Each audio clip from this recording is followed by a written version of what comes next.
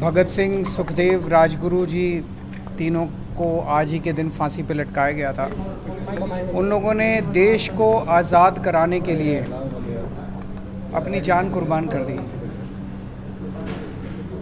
Supreme sacrifice दिया उन्होंने देश को आज़ाद कराने के लिए। देश आज़ाद हुआ, एक संविधान बना। संविधान में जनता को सारी ताकत दी गई कि जनता अपनी सरकारें चुनेंगी और वो सरकारें जनता के सपनों को पूरा करेंगी।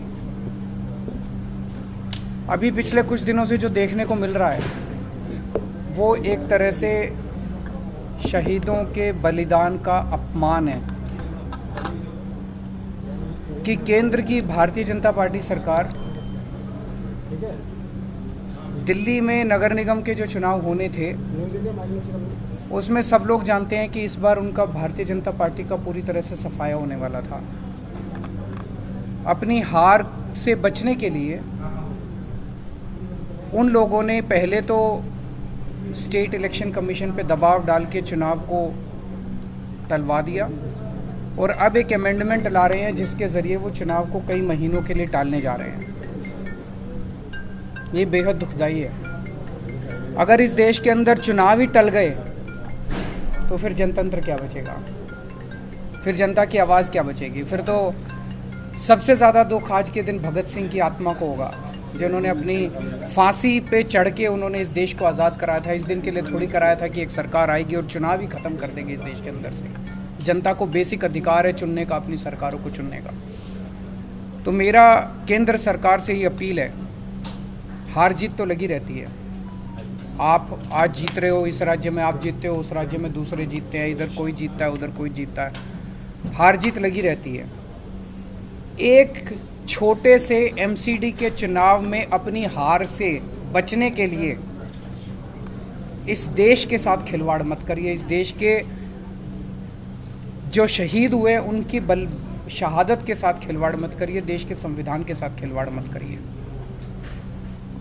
आज कह रहे हैं कि हम तीनों नगर निगम एक करने जा रहे हैं, इसलिए हम चुनावों को टाल रहे हैं।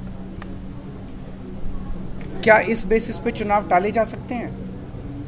कल को गुजरात का चुनाव होगा, एक चिट्ठी लिख देंगे सेंट्रल इलेक्शन कमीशन को कि भाई हम गुजरात को और महाराष्ट्र को एक करने जा रहे हैं, इसलिए गुजरात के चुनाव मत कराओ।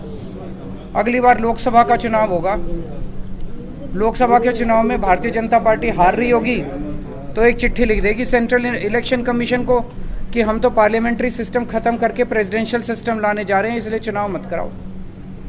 क्या चुनाव टाले जा सकते हैं?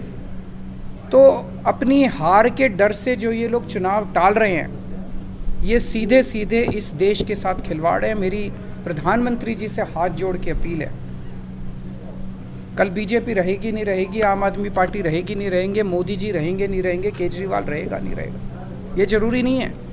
देश बचना चाहिए, देश के साथ खिलवाड़ मत करो।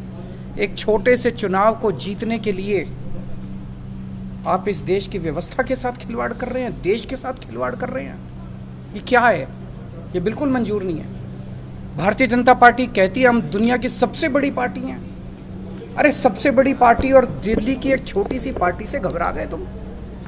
दिल्ली के एक छोटे से चुनाव से घबरा गए तुम? क्या हिम्मत है यार तुम्हारे अंदर, लानत है तुम्हारे ऊपर। मैं चैलेंज करता हूं बीजेपी को, हिम्मत है तो एमसीडी के चुनाव टाइम पे करा के दिखाओ और जीत के दिखा दो, हम राजनीति छोड़ देंगे। Subscribe to Nation Next YouTube channel and press the bell icon to get regular updates from Nation Next. Also like Nation Next Facebook page and follow us on Instagram and Twitter.